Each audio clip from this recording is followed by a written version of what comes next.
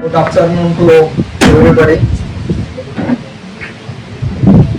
I think everyone is qualified. You are well experienced person. Being advocate, you all are learned. I think much more reading of section or much more highlighting the provisions is not at all necessary. You may have experience to conduct the criminal cases, or rather we could say that you are having experience at about 3 years or 5 years or more than that. First of all, you have to focus on the syllabus for which you are preparing. Is it comfortable English or semi-English, Marathi, English? कोणते बरं आहे mix बर. तर बघा, आपण प्रत्येकालाच आपल्याला 2-3 वर्षाचा अनुभव निश्चितच आहे. आपण कदाचित होऊ शकतं तुमच्या हातनं एखादी criminal case since beginning to end एखादी केस चालली असेल किंवा अधातमधातनं आपली एंट्री झाली असेल क्रिमिनल केसेस मध्ये. आता ऍडव्होकेट म्हणून बिंग ए ऍडव्होकेट और बिंग ए जज म्हणून दोघांनाही 2 गोष्टींची कमांड असणं गरजेचं आहे. एक तर advocate should have possesses command on fact, म्हणजे तुमच्या केसच्या फॅक्ट काय आहे त्याच्यावर तुमची कमांड असणं फार गरजेचं आहे. आणि दुसरी गोष्ट महत्वाची अशी आहे की तुम्हाला कमांड लॉवर कमांड असणं हे सुद्धा गरजेचं आहे. म्हणजे हुशार जर ऍडव्होकेट म्हटलं तर he should have command on fact as well age he should have command on law also. जर एखादा प्रश्न आपण विचारला आणि जजने म्हटलं की नाही हा रिलेव्हंट नाही, तर you should know the provisions of relevancy of question. म्हणजे लॉ ऑफ एव्हिडन्सच्या प्रोव्हिजन्स तुम्हाला माहित असणं गरजेचं आहे. एखाद्या वेळी तुम्हाला प्रश्न आला, काही एखादं विचारलं तुम्ही कॉन्ट्राडिक्शन ओमिशन, साहेबांनी म्हटलं नाही हे कॉन्ट्राडिक्शन नाही आहे, ओमिशन नाही, so you should have knowledge of contradiction omission also. म्हणजेच काय की तुम्हाला लॉवर अभ्यास असणं फार कंपल्सरी. तुम्ही जज व्हा किंवा तुम्ही वकील व्हा, you should possesses the command on law. आणि दुसरी गरजेची गोष्ट अशी आहे की फॅक्ट सुद्धा तुम्हाला केसच्या फॅक्ट काय आहेत, कोण साक्षीदार काय बोलतोय किंवा कुठला डॉक्युमेंट काय क्रिएट झालेला आहे, आयोने कसा तपास केलेला आहे इन्व्हेस्टिगेशन ऑफिसरनी, किंवा काय सीझर आहे, अटक केव्हा झाली, ह्या गोष्टीवर सुद्धा ह्या फॅक्ट आहे. या फॅक्टच्या तुम्ही आरोपीकडनं इन्स्ट्रक्शन घेता तर you should know the facts as well as you should have the command. की एखादा साक्षीदार 1 नंबरचा काय म्हणतो, 10 नंबरचा काय साक्षीदार बोलतोय, 3 नंबरचा साक्षीदार काय बोलतोय, तर ही सगळी कमांड केस संबंधाने सगळी माहिती असणं किंवा त्या बाबतीत कमांड असणं हे फार गरजेचं आहे. आता आपण यातनं जर गेलो, या 2 गोष्टी तर आपल्याला क्लिअर पाहिजे की आपण कमांड फॅक्टवरही असली पाहिजे आणि लॉवरही असली पाहिजे. आता स्टेजेस काय असतात की सुरुवात कुठून होते क्रिमिनल लॉजीची किंवा क्रिमिनल ट्रायलची केस सुरुवात कशी होते, तिचा जन्म कसा होतो, तर सगळ्यात पहिले आहे जर जुना सेक्शन बघितला आपण तर 154 ऑफ CRPC, परंतु आता जर बघितलं आपण तर 173 ऑफ BNSS. जर तुमच्याकडे पुस्तक असेल तर तुम्ही आता सुद्धा प्रोव्हिजन बघू शकता किंवा असं अपेक्षित आहे की तुम्हाला हे नॉलेजेबल असेलच 173 ऑफ BNSS. कारण सायमल्टेनियसली तुम्ही या प्रोव्हिजन सोबत बघू शकता किंवा आपण शॉर्टली फक्त याला हायलाइटेड करूया स्टेजेस काय काय असतात म्हणून. पण तुम्हाला ही रिस्पॉन्सिबिलिटी आहे की तुम्ही अगोदर तरी वाचलेलं असावं किंवा सबसिक्वेंट तरी वाचलेलं असावं. जोपर्यंत तुम्ही ह्यातनं या प्रोव्हिजन्स मधलं जाणार नाही तोपर्यंत यू कुड not gate thorough knowledge of that section. आता एखादा मी जर 173 जरी वाचला किंवा पुस्तकामध्ये डेफिनेशन बघितली, सेक्शन बघितला, तरी त्याचं इंटरप्रिटेशन हे वेगवेगळ्या अनॉलॉजीने वेगवेगळ्या अँगलने प्रत्येक वेळी इंटरप्रिटेशन हे वेगवेगळं होईल. याशिवाय पुस्तक वाचून धरणार नाही. तर तुम्हाला you have to research on it, you have to search for judgments on that section also. कुठे काय ट्विस्ट होईल किंवा 173 ला कुठे कुठे काय काय साईट किंवा मिळतील किंवा काय काय तिथे इंटरप्रिटेशन होईल, काय काय त्यातनं इन्फरन्सेस निघतील, कधी आपण कोणत्या केसमध्ये काय इन्फरन्सेस निघतील, काय इम्पॅक्ट होतील, काय त्याचं इंटरप्रिटेशन होईल ह्या कुठल्याही गोष्टी आज पुढे आपण नुसतं सेक्शन वाचून ह्या प्रिडिक्शन करू शकणार नाही. तर सुरुवात जी होईल क्रिमिनॉलॉजीची तर ती ह्या सेक्शन पासून होईल. FR म्हटलं जातो याला 173.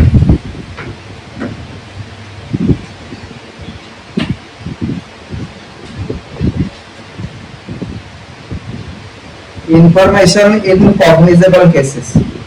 तर इथनं सुरुवात होईल. यामध्ये आता जर कुठला कॉग्निजेबल ऑफेन्सची माहिती जर दिली गेली तर त्यानंतर सगळ्यात सुरुवातीला कंप्लेंट जी दिल्या जाते ती 173 मध्ये हा FIR होतो. कॉग्निजेबल ऑफेन्स असेल तर तिथं गुन्हा नोंद होतो. त्याच्यानंतर इन्क्वायरी चालू होते. आता इन्क्वायरीची डेफिनेशन तुम्हाला सेक्शन 3 मध्ये मिळून जाईल. What does mean by inquiry. तिथून जर आपण पुढे गेलो तर मग आता इन्क्वायरी नंतर जर ऑफेन्स रजिस्टर झाला, कॉग्निजेबल ऑफेन्स आहे, इन्क्वायरी होते, जर कलेक्शन ऑफ एव्हिडन्स मध्ये तुम्हाला चांगला एव्हिडन्स मिळतो इन्व्हेस्टिगेशन ऑफिसरला, तर सेक्शन 58 हा जो आहे तो विथिन 24 आवर्स तुम्हाला त्या आरोपीला कोर्टासमोर आणणं गरजेचं राहतं. Production, arrest and production of accused under section 58 आणि he have to produce before appropriate court.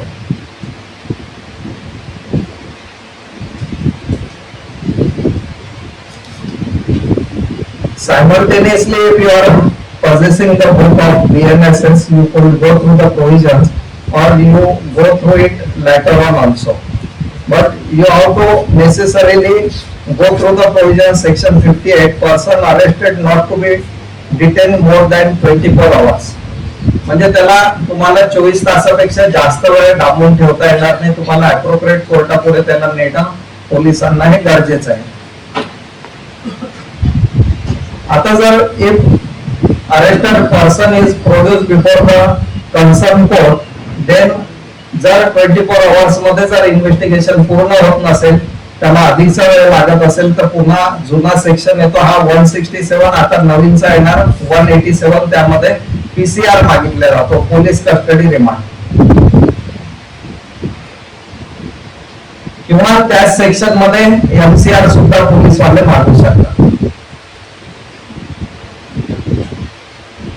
If investigation officer is having much more evidence in their hand, किंवा काही जर अशी केस असेल त्याच्या आरोपीकडनं काही आपल्याला सीजर जप्ती करायची असेल किंवा एखादं शस्त्र जप्त करायचं असेल, काही ब्लड स्टेन त्याचे क्लॉथ्स असतील, कपडे असतील, किंवा अजून इतर काही ऑफेन्सिव्ह मटेरियल असेल, इन्क्रिमिनेटिंग एव्हिडन्स असेल त्याच्या विरोधात तो जर जमा करायचा झाला तर त्यांना जुना सेक्शन होता 27 त्याला म्हटलं जातं डिस्कवरी. पण आता नवीन जो सेक्शन आहे तो सेक्शन 23 सब क्लॉज 2 आहे, BSA भारतीय साक्ष अधिनियम, त्याचं section 23 sub clause 2.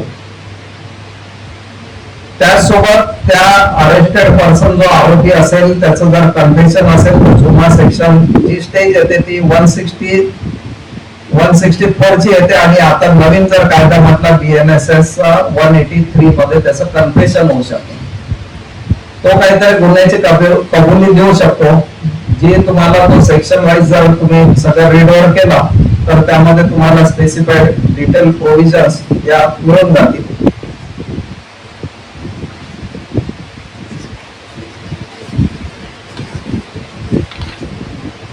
Recording of confession and statement, तर हा एक सेक्शन महत्वाचा आहे 183. आता इथपर्यंत जर आपण आलो कन्फेशन पर्यंत, तर इथून पुन्हा आपल्याला बॅक टू पॅव्हिलियन म्हणजे पुन्हा त्या अरेस्टेड पर्सनचे काय राईट असतील, त्याचे प्रोडक्शन असेल. आता इथे जर नॉन बेलेबल ऑफेन्स असेल आणि त्याचा PCR वगैरे झालेला असेल, MCR मध्ये आला, तर पुन्हा तो 437 जुना आणि आताचा 480 किंवा 483 या सेक्शन्स मध्ये बेल क्लेम करू शकतो. ऑफकोर्स जर नॉन बेलेबल ऑफेन्स आहे तर हे डिस्क्रिशनरी पॉवर आहे कोर्टाच्या, परंतु ही एक स्टेज जी महत्वाची आहे, एक PCR झाला किंवा MCR झाला त्यानंतर, तर एक स्टेज ही आहे बेलची. त्याची जी आपण एमसीआर म्हणतो त्याला मॅजिस्ट्रियल कस्टडी मध्ये घेतलं जातं आणि त्यानंतर त्याचं प्लेसमेंट होतं सेंट्रल जेलला. तर त्या ठिकाणी तो बेल साठी क्लेम करू शकतो. त्याचा सेक्शन असतो 480 आणि tribal by court of session असेल तर 483. त्याला म्हटलं जातं रेग्युलर बेल. यामध्ये आयदर तो बेल आउट होईल किंवा नाही होईल, तरी सुद्धा त्याच्या पुढच्या स्टेजेस जे आहे ते investigation will be continue. Investigation चालू राहील आणि जर इन्व्हेस्टिगेशन पूर्ण होत असला तर त्याची चार्जशीट येणार सेक्शन 193 मध्ये आणि जुना सेक्शन होता हा 173 ऑफ सीआरपीसी. चार्जशीटलाच आपण फायनल रिपोर्ट सुद्धा म्हणू शकतो. You could go through the provisions of CrPC old 173 आणि नाव बीएनएसएस 193. त्यामध्ये आता चार्जशीट मध्ये what does mean bye chargesheet, तर तुम्हाला हा सुद्धा अभ्यास करणं गरजेचं आहे. चार्जशीट मध्ये पूर्ण डिटेल्स त्या केस संबंधाने असतात, स्टेटमेंट असतात, नंबर ऑफ विटनेसेसचे, सीजर असतात, काही अरेस्ट फॉर्म असतो, स्पॉट पंचनामा वगैरे असतो, काही मर्डर केस असेल, इन्क्वेस्ट पंचनामा, पीएम रिपोर्ट वगैरे असेल. Several document consist chargesheet. Chargesheet in short collection of evidence जो असतो by police that has been called as charge sheet. आता जर असं इन्व्हेस्टिगेशन नंतर चार्जशीट जर आली तर त्या ठिकाणी पुढे 2-3 ऑप्शन अजून पुन्हा त्या स्टेजेस अशा आहेत की प्ली बार्गेनिंग आहे सेक्शन 289 मध्ये. आता प्ली बार्गेनिंग मध्ये सुद्धा आपण जर ऑफेन्स गिल्टी आपण जर कबूल करतोय प्ली बार्गेनिंग मध्ये किंवा कमी शिक्षेची तडजोड वगैरे करतोय आपण, तर त्या ठिकाणी 2 पॉसिबल स्टेजेस अशा असतात. तर एकतर प्ली बार्गेनिंग एक सक्सेसफुल होऊन तिथं जजमेंट डिलिव्हर होऊ शकतं आणि जर प्ली बार्गेनिंग सक्सेसफुल नाही झालं, फेल्युअर गेलं, तर पुन्हा मग त्यातनं 2 केसेसचं बायफर्गेशन 2 स्टेजेस वेगवेगळ्या होऊ शकतात. एकतर समरी ट्रायल होऊ शकतं किंवा एखादी वॉरंट ट्रायल होऊ शकतं. आता पुन्हा हा प्रश्न तुम्हाला येऊ शकतो की what does mean by summary trial or what does mean by warrant cases. तर पुन्हा तुम्हाला डेफिनेशन कडे वळून जाऊन बघितलं तर तुम्हाला दोन्ही फ्रेजेस जे आहे समरी केसेस किंवा वॉरंट केसेस ह्या डिस्क्राईब केलेल्या आहेत. आता जर समरी केस असली तर पुढची स्टेज येते ही आफ्टर जर प्ली बार्गेनिंग जर फेल्युअर झालं तर समरी केस मध्ये प्रोसिजर ही वेगळी दिलेली आहे. सबस्टन्स ऑफ ऍक्विजिशन जर 274 हा सेक्शन दिलेला आहे. त्यामध्ये त्या समरी केस मध्ये सबस्टन्स काय आहे किंवा ऍक्विजिशन काय आहे हे बघणं गरजेचं आहे.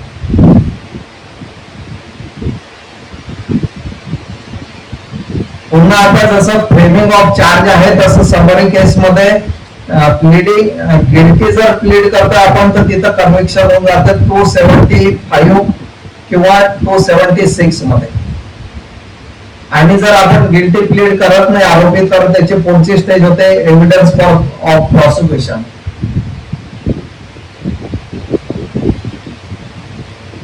लिहिताना घाई होत असेल तर मी अजून श्लोक घेतो, होतंय ना लिहिणं.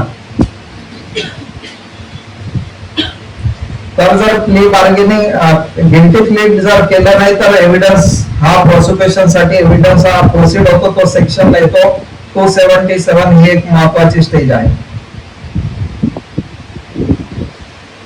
मग यामध्ये आता क्रॉस एक्झामिनेशन वगैरे या मधातल्या स्टेजेस होऊन आरोपीच्या स्टेटमेंट करता 351 म्हणून हा एक महत्वाची स्टेज आहे. 351 of BNSS.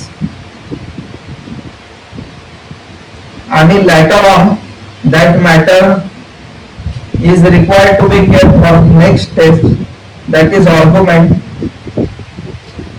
and later on that matter could be fixed for the stage of judgment under section 278 subclause 1 or 2. आता अशीच पॅरलल ज्या स्टेजेस आहेत क्रिमिनॉलॉजीच्या त्या वॉरंट केसेस मध्ये येतात. वॉरंट केसेस मध्ये जसं इकडे आपण सबस्टन्स ऑफ ऍक्विजिशन बघतो 274 मध्ये, तसंच तिकडे वॉरंट केस मध्ये फ्रेमिंग ऑफ चार्ज हा प्रकार येतो. ही एक स्टेप्स ठेवल्या जाते ती सेक्शन 263 मध्ये ती एक स्टेज ठेवल्या जातात, फ्रेमिंग ऑफ चार्ज. सेक्शन येतो त्याचा 263. मग पुन्हा फ्रेमिंग ऑफ चार्ज झाल्यानंतर प्रॉसिक्युशनचा एव्हिडन्स ती स्टेज येतो. एव्हिडन्सची सेक्शन 309 किंवा 3010 of BNSS.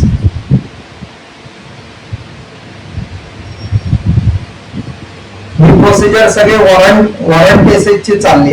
Evidence of prosecution झाल्यानंतर पुन्हा क्रॉस एक्झामिनेशन वगैरे, त्यानंतर स्टेज येते स्टेटमेंट ऑफ अक्यूज 351. पूर्वी जो सेक्शन होता 313 होता, आता 351 ऑफ BNSS. त्यानंतर आर्ग्युमेंट आणि जजमेंट हे येतं वॉरंट केसचं 271 सब क्लॉज 1 आणि 2 मध्ये.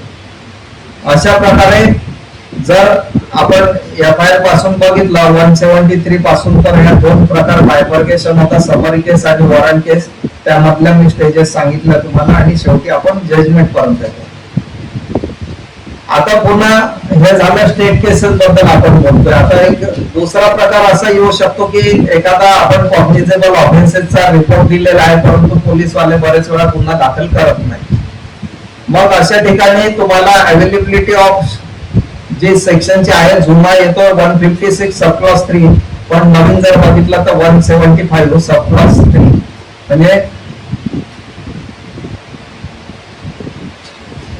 for registration किंवा for investigation you could apply to the court under section 175 subclause 3. पण याकरता सुद्धा पोलीस रिपोर्ट असणं गरजेचं आहे. तुम्हाला 173 चा हा कंप्लायन्स घ्यावाच लागतो. म्हणजे तुमचा कॉग्निझेबल ऑफेन्सचा हा रिपोर्ट असणं गरजेचं आहे, तरच तुम्ही 175 सबक्लॉज 3 मध्ये जाऊ शकता. आता जर एक स्टेज अशी येते 173 चा, जर आपण डायरेक्शन जर घेतले 175 सब क्लॉज 3 मध्ये, आणि जर पोलिसांनी तपास केला, इन्व्हेस्टिगेशन केलं, आणि त्यांनी जर रिपोर्ट निगेटिव्ह पाठवला, समजा एखाद्या केसचा मी कोणाचा मारामारीचा रिपोर्ट दिला, पोलिसांनी घेतला, या ऑफेन्स रजिस्टर केला नाही, तपासही करून नाही राहिले, किंवा त्यांनी NC मध्ये तो रिपोर्ट घेतला आणि ठेवून दिला, तर मला दुसरा ऑप्शन आहे, मी कोर्टात यायचं 156 किंवा आताचा 175 सब क्लॉज 3 मध्ये मी डायरेक्शन घ्यायचे, ऑफेन्स रजिस्टर करून घ्यायचं, इन्व्हेस्टिगेशन केलंय पोलिसांनी, तरी त्यांनी निगेटिव्ह रिपोर्ट जर पाठवला, तर त्या निगेटिव्ह रिपोर्ट मध्ये पुन्हा आता बायफर्केशन हे येतं की कंप्लेनंटला एक्झामिन करता येतं, किंवा त्याला नोटीस जाते, notice to the complainant, protest or private complaint. पुन्हा मग तो पुन्हा वापस जाऊ शकतो तिथून. त्याला कोर्टाला ऐकणं गरजेचं आहे, आणि तो निगेटिव्ह रिपोर्ट का ऍक्सेप्ट करू नये असं त्याला कोर्ट विचारतं. त्यावेळी त्याच्या जो अवेलेबिलिटी ऑफ जो काही एव्हिडन्स असेल तो त्यांनी पुन्हा तो देणं गरजेचं आहे. म्हणजे पुन्हा एक्झामिनेशन ऑफ कंप्लेनंट 223 हा जो सेक्शन आहे त्यामध्ये आपल्याला रिटर्न जावं लागेल. आता समजा 173 मध्ये जर आपण 175 सब क्लॉज 3 मध्ये जर गेलो, तर तिथं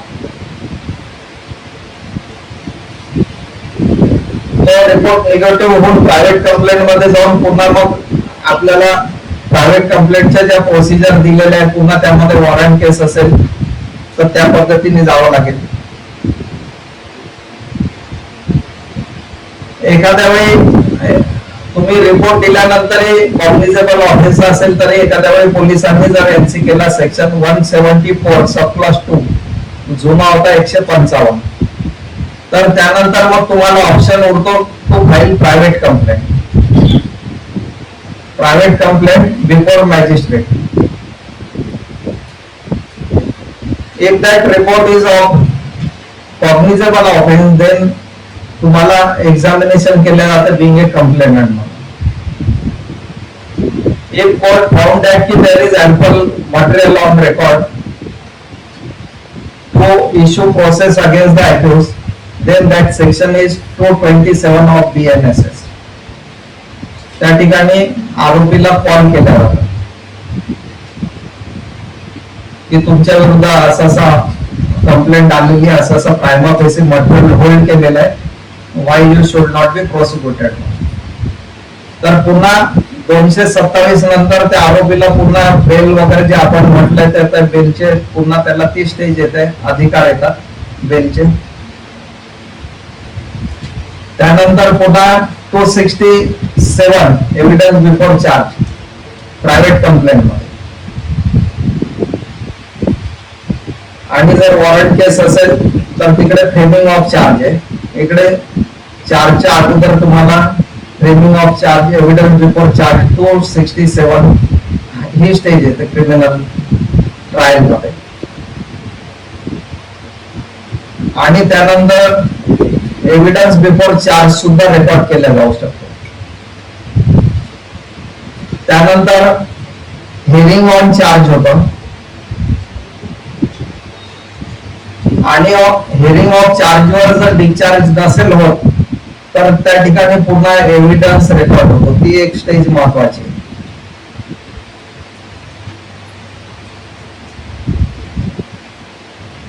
आता जर हिअरिंग ऑन चार्ज जर होत असला आणि जर मटेरियल तेवढा सबस्टॅन्शियल नसेल, प्रायमा फेसी मटेरियल नसेल त्याला प्रोसीड होण्याकरता, तर 268 मध्ये डिस्चार्ज सुद्धा ही एक स्टेज असतो. डिस्चार्ज सुद्धा तो होऊ शकतो. हे सगळं प्रायव्हेट कंप्लेंट मधला हा 268 डिस्चार्जची स्टेज आहे. आणि वॉरंट केसेस मध्ये 262 डिस्चार्ज करून त्याला इफेक्ट असतो ऍक्विटलचा.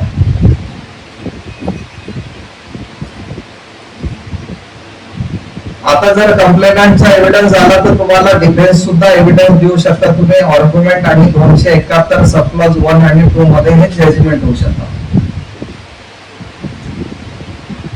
या मिनिमम बेसिकली या क्रिमिनल ट्रायलच्या बेसिकली ह्या एवढ्या स्टेजेस येऊ शकतात. आयदर फक्त समरी ट्रायल असेल, वॉरंट ट्रायल असेल किंवा प्रायव्हेट कंप्लेंट असेल. या स्टेजेस तुम्हाला you should know the knowledge of all this stages. आता जोपर्यंत तुम्ही हा एक्सपिरियन्स घेणार नाही, यामध्ये तुम्ही वाचणार नाही BNSS, तोपर्यंत तुम्हाला यातले वेगवेगळे लूप्स होल सुद्धा सापडणार नाही. आता एक टाइम शेड्यूल असा आहे नवीन जो सगळा BNSS हा ऍड दिलेला आहे. तर जर एखाद्या आरोपीला इंटरेस्ट नसला, त्याला प्रोलॉंग करायची असली केस, तर त्याला सुद्धा हा अभ्यास करणं वकिलाला गरजेचं आहे. किंवा प्रोसीड करायचं असेल आपल्याला फास्ट, तर त्याचे सुद्धा सगळे ही स्किल आहे वकिलाची. किंवा कोणाला कोणता मॅटर कसं प्रोलॉंग करायचं नाही करायचं, ऑफकोर्स काय इन्स्ट्रक्शन्स असतील तुम्हाला आरोपीच्या सांगता येत नाही. तर नवीन BNSS मध्ये टाइम शेड्यूल असा दिलेला आहे बऱ्याचशा गोष्टींचा. जर आपण अभ्यास जर केला तर हा जो सेक्शन 173 आपण बघितला, registration of information of cognizable offence, तर नवीन नुसार आता टाइम लिमिट जी दिलेली आहे की इलेक्ट्रॉनिक्स किंवा ऑनलाईन जर तक्रार दिली तर विदिन 3 days ती रजिस्टर होणं गरजेचं आहे.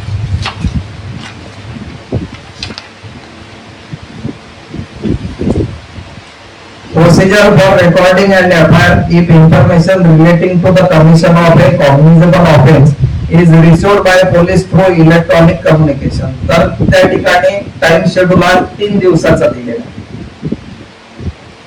त्याचा सेक्शन आहे 173 सब क्लॉज 1 रोमन 2. आता त्या सेक्शन मध्ये preliminary inquiry to ascertain prima facie case of commission of cognizable offense punishable between a minimum period of 3 years and a maximum of 7 years. असा जर पिरियड असेल तर या प्रिलिमिनरी इन्क्वायरी साठी एक टाइम स्टिप्युलेटेड केलेला आहे नवीन BNSS मध्ये, तो 14 दिवसाचा preliminary inquiry to be conducted within 14 days. हे सेक्शन मध्ये दिलेलं आहे 173 सब क्लॉज 3 मध्ये.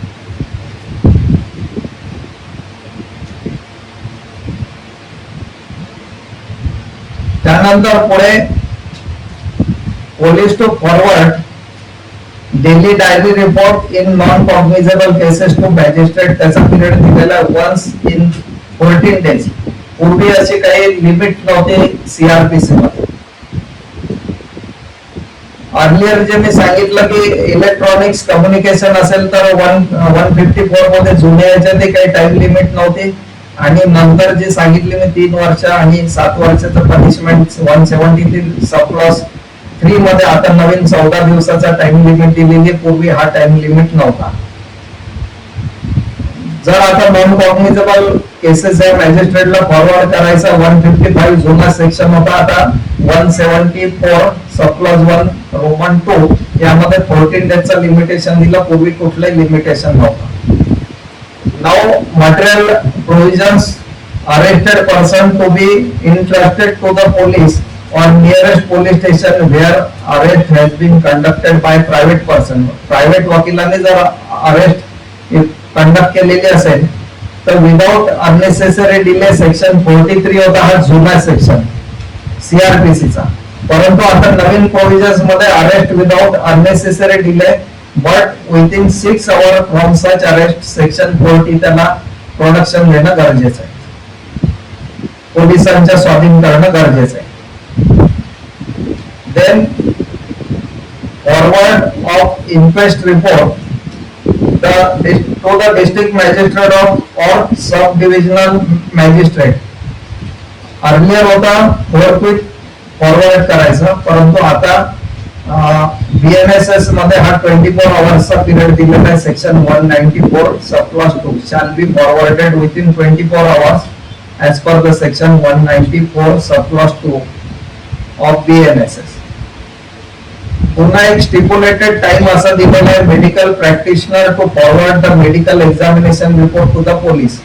अर्लियर याची कुठलीही टाइम लिमिट नव्हती सीआरपीसी मध्ये, त्याचा जुना सेक्शन होता 53, यामध्ये मेडिकल प्रॅक्टिशनरला काही टाइम लिमिट नाही, त्याचा मेडिकल रिपोर्ट केव्हा पण तो फॉरवर्ड करू शकत होता. परंतु आता time limit without any delay असा शब्द वापरलेला आहे नवीन बीएनएसएस मध्ये सेक्शन 51 सब क्लॉज 3 मध्ये. मेडिकल प्रॅक्टिशनरने जर काही मेडिकल एक्झामिनेशन केलं असेल तर विदाउट डिले त्याला तो फॉरवर्ड पोलिसांकडे पाठवणं गरजेचं आहे. पुढचा सेक्शन आहे तो forward of medical examination report of a victim of rape by medical practitioner. जर विक्टिम एखादी रेप केसची विक्टिम असेल, तिचं जर मेडिकल एक्झामिनेशन केलं असेल तर पूर्वी असं होतं विदाउट डिले हा शब्द वापरलेला होता 164A सब क्लॉज 6 मध्ये सीआरपीसी मध्ये. परंतु आता section 184 sub clause 6 of BNSS मध्ये 7 डेजचा स्टिप्युलेटेड पिरियड दिलेला आहे. रेप केसेस मधल्या ज्या विक्टिमच्या एक्झामिनेशन होता मेडिकल, त्या मेडिकल रिपोर्ट हे विथिन 7 days मेडिकल एक्झामिनेशन केल्यापासून पोलिसांना पाठवणं हे गरजेचं आहे. त्यानंतर copy of search report to be forwarded to nearest magistrate involved to take cognizance of the offence. जुन्या याच्यात होता शाल फोर्थविथ असा शब्द वापरलेला होता, परंतु आता नवीन shall forthwith be same but not later than 48 hours हा सेक्शन येईल 185 सब क्लॉज 5 ऑफ बीएनएसएस. ही कॉपी जी असते सर्च रेकॉर्डची ती पाठवणं 48 तासाच्या आतमध्ये, त्यापेक्षा जास्त वेळ होऊ देता कामा नये. पुढची इन्व्हेस्टिगेशनची एक स्टेज अशी येते की audio video recording of search and seizure procedure to be forwarded by police officer to the district magistrate, sub divisional magistrate और judicial magistrate of first class. पहिले कुठली टाइम प्रिस्क्राइब केलेला नव्हता, आता नवीन विदाउट डिले असा शब्द वापरलेला सेक्शन 105 ऑफ बीएनएसएस. जर काही ऑडिओ व्हिडिओ रेकॉर्डिंग असेल तर ते विदाउट डिले हे फॉरवर्ड केलं पाहिजे. पुन्हा इन्व्हेस्टिगेशन मध्ये फर्दर स्टेज अशी येते show cause notice period for person to appear before any court or magistrate before the attachment of property alleged to be proceed of crime. पहिले टाइम लिमिट नव्हते, आता 14 डेजचा टाइम दिलेला आहे 107 सब क्लॉज 2 मध्ये.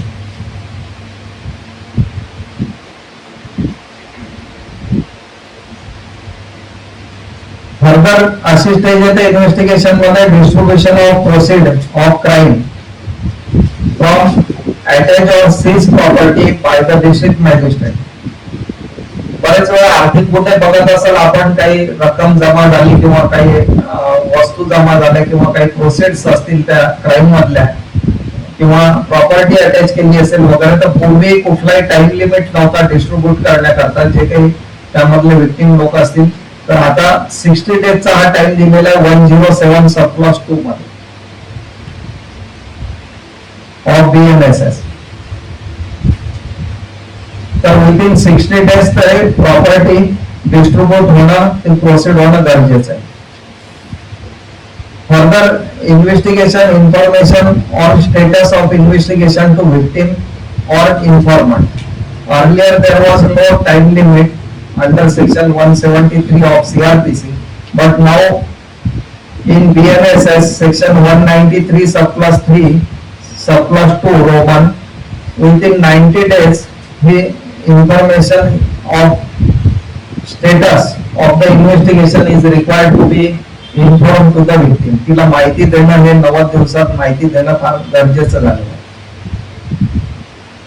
कोणत्या स्टेजेसच्या इन्व्हेस्टिगेशन मध्ये तर further investigation during trial, post filing of chargesheet on grant of permission from the trial. Earlier no limit होती, टाइम लिमिट नव्हती. फर्दर आता नवीन further investigation to be completed within 90 days but may not be extended with the permission of the court. Section आहे तो 193 sub clause 9.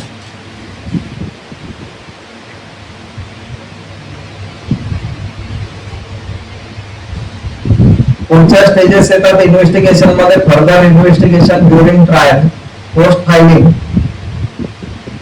Of chargesheet on grant of permission from trial court. No time limit prescribed. Earlier कुठली time limit नव्हती, परंतु आता 14 days within day of production appearance of accused. Section 193 sub clause 9 असं section आहे BNSS. पूर्वी सुद्धा कुठल्याही इन्व्हेस्टिगेशनचा time limitation दिलेला होता 468 मध्ये जुन्या. आता सेक्शन 514 514 सब क्लॉज 2 इथं लिमिटेशन दिलेलं कुठल्या गुन्ह्याचे तपास किती दिवसात व्हायला पाहिजे, कोणत्या गुन्ह्यासाठी किती शिक्षा आहे, त्या गुन्ह्यानुसार तेवढं लिमिटेशन हे प्रिस्क्राईब केलेले section 514 sub clause 2 of BNSS.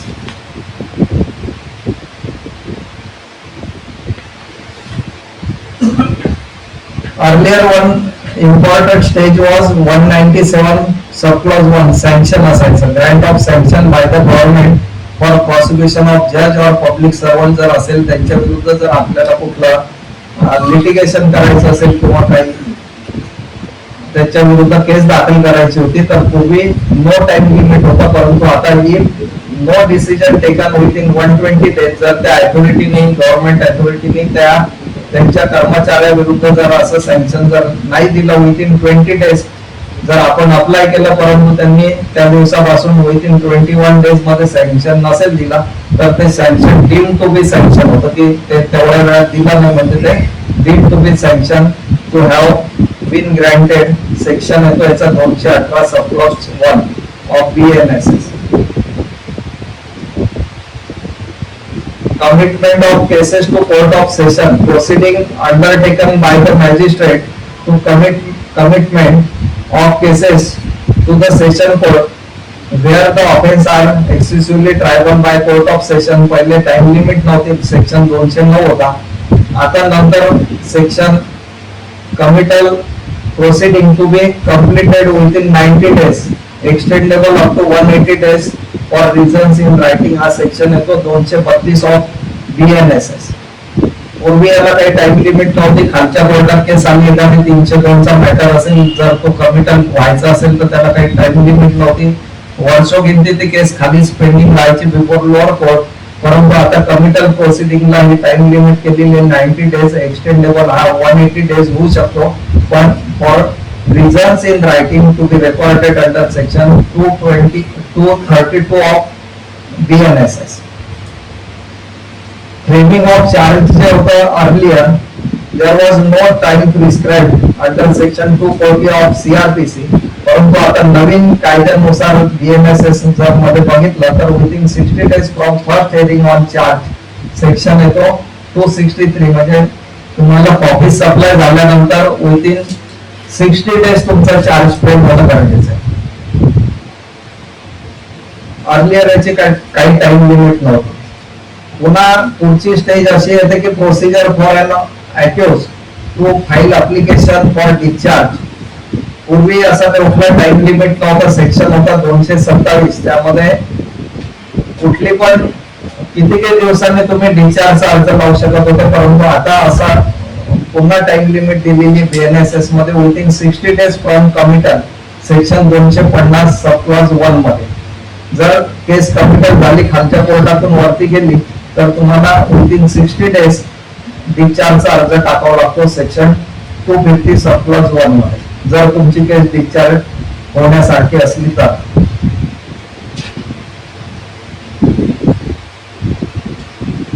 आता procedure for discharge by magistrate in case of absence of complainant on day fix for hearing in a complaint case for offence that are non cognizable. जर complaint case असेल, पूर्वी section होता 249, आता granting 30 days opportunity to complainant to appear in court. त्याला कंप्लेनंटला ही संधी दिली जाते नवीन कायद्यानुसार. 30 डेजची ऑपॉर्च्युनिटी दिली जाते सेक्शन 272 ऑफ बीएनएसएस.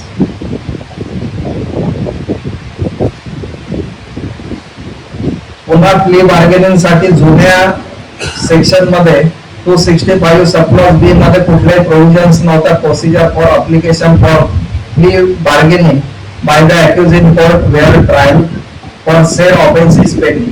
आता नवीन बीएनएसएस मध्ये सेक्शन 290 सबक्लॉज 1 मध्ये within 30 days from the date of framing of charge असं लिमिटेशन दिलेलं आहे विथिन 30 डेजचं. तुम्हाला प्ली बार्गेनिंगचा अर्ज तुम्ही म्हणाल आम्ही डिले प्रोसेस करतो किंवा मदत केव्हा पण प्ली बार्गेनिंगचा अर्ज करू वगैरे, तर असा प्रकार आता नवीन बीएनएसएस मध्ये राहिलेला नाही. Within 30 days from the date of framing of charge हा तुम्हाला अर्ज टाकणं प्ली बार्गेनिंगचा आवश्यक आहे सेक्शन 290 सबक्लॉज 1 ऑफ बीएनएसएस.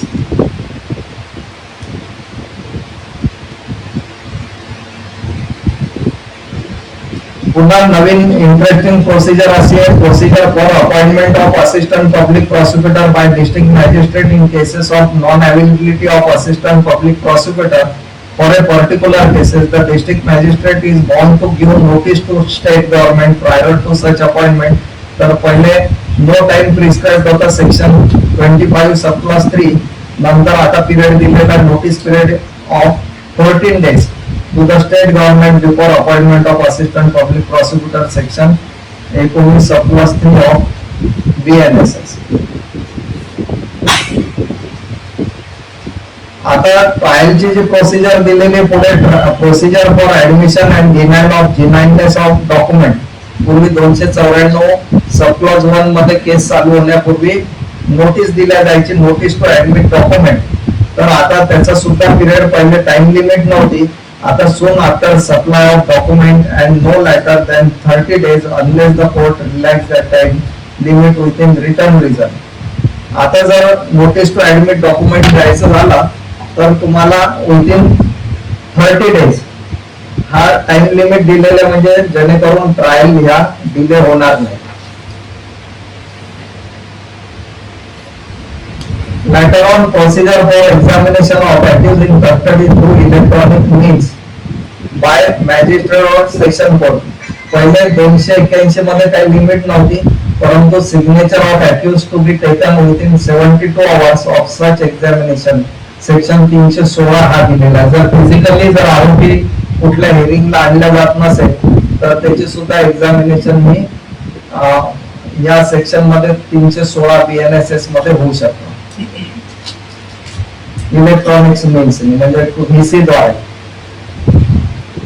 नंतरच्या स्टेजेस असे आहेत commencement of in absent trial against proclaimed offender by court.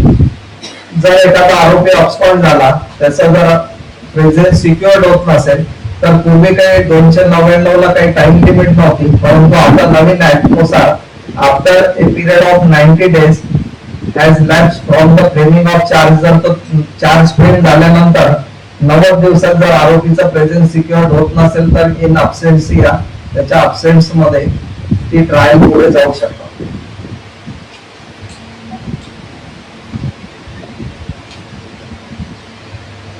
Further further issuance of arrest warrant by the court against proclaimed offender, 2 वेळा जर काही त्याच्या विरुद्ध कमेन्समेंट जर वॉरंट इश्यू झाला असेल आणि त्याचा प्रेझेंट सिक्युअर्ड होत नसेल तर execution of 2 consecutive arrest warrant within the interval of 30 days, तर हा सेक्शन 356 सबक्लॉज 2 सबसेक्शन 1 असा दिलेला आहे. नंतर पब्लिकेशन ऑफ नोटीस आहे प्रोक्लेम्ड आरोपी विरुद्ध पूर्वी earlier there was no time limit, later on notice period हा 30 डेजचा दिलेला आहे 356 अब्स्कॉन्डेड आरोपी विरुद्ध. मग पुन्हा बरेच सारे प्रोव्हिजन्स असे आहेत पुन्हा बेलच्या की काही सेक्शन्स मध्ये 2/3 वगैरे सेंटेन्स जर त्याचा ऑलरेडी पिरियड गेलेला असेल, फर्स्ट ऑफेन्स असेल किंवा 1/2 पिरियड गेलेला असेल तर तिथं सुद्धा 479 मध्ये त्याला बेल देता येईल वगैरे अशा प्रोव्हिजन दिलेल्या. नंतर जजमेंट्स वगैरे हा सगळा प्रकार आहे. Friends, you may gate boring this subject. कदाचित तुम्हाला हा बोर वाटत असेल सब्जेक्ट, हा वाचल्याशिवाय किंवा त्या ट्रायलच्या स्टेजेस मधून गेल्याशिवाय तुम्हाला समजणं क्वाइट डिफिकल्ट आहे. प्रॅक्टिकली मी अकॅडमिक किती काही जरी तुम्हाला सांगितलं तरी तुम्हाला प्रत्यक्ष जोपर्यंत तुम्ही केस हाताळत नाही आणि त्या केसच्या स्टेजेस स्वतः बघत नाही, त्यामध्ये ट्विस्ट करत नाही तुम्ही त्या प्रोव्हिजन्स, तोपर्यंत तुम्हाला ह्या स्टेजेसचा महत्वाचा भाग याशिवाय काही ज्या प्रोसिजर दिलेल्या आहेत BNSS मध्ये त्यात नाही सापडत तर तुम्हाला you have to go in criminal manual, ते सुद्धा वाचणं गरजेचं आहे क्रिमिनल मॅन्युअल सुद्धा. तर ह्या स्टेजेस बेसिकली मिनिमम एवढ्या स्टेजेस ह्या आवश्यक असतात क्रिमिनल ट्रायल मध्ये. आणि याशिवाय वेळेवर काय काय परिस्थिती निर्माण होईल आणि तिथनं तुम्हाला काय काय अवेलेबिलिटी होईल कुठल्या कुठल्या स्टेजेसची, तर त्या सगळ्या वेळेवर आणि आपल्याला इन अकॉर्डन्स विथ BNSS अशा बघणं गरजेचं आहे. मला हा सब्जेक्ट शॉर्ट होता, स्टेजेसच सांगायचे होते तुम्हाला. थ्रूआउट आपल्याला BNSS मधनं जायचं नव्हतं, तसा BNSS खूप मोठा सब्जेक्ट आहे. परंतु बेसिकली तुम्हाला प्रिपरेशन साठी एक्झामिनेशन साठी वगैरे तर तुम्हाला बेसिक ह्या स्टेजेस क्रिमिनल स्टेजेस माहिती असणं हे गरजेचं आहे. तुम्हाला पूर्ण ट्रायल मधनं जायसाठी ह्या स्टेजेस सगळ्याच पार कराव्या लागतात जवळपास. यातल्या काही स्टेजेस फ्रेमिंग ऑफ चार्ज आहे, डिस्चार्ज आहे, प्ली बार्गेनिंग आहे, तुम्हाला गिल्टी प्लीड करणं, ह्या वेगवेगळ्या स्टेजेस इथनं काही टर्न अप मिळू शकतात. परंतु बेसिकली जेवढ्या मी तुम्हाला स्टेजेस सांगितल्या you have to go through all the stages. I think की except this there is nothing to describe or mention you more provisions of BNSS. I think these are the sufficient knowledge, sufficient stages that could be known to every advocate.